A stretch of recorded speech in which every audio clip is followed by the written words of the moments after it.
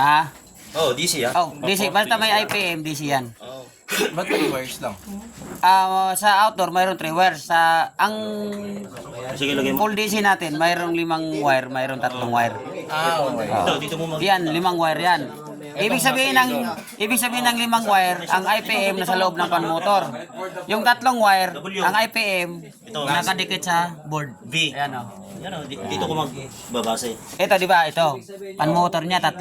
Ayan ang IPM. Pag magkabalik So, yung limahan, bomba yan. tingnan mong limahan, walang IPM doon. So, nasa Yan mo to. Nandito sa pan-motor yung IPM. Yan. White. Dalawang full DC na pan-motor, pero parehas na sila full DC, pero magkaiba sila ng wire.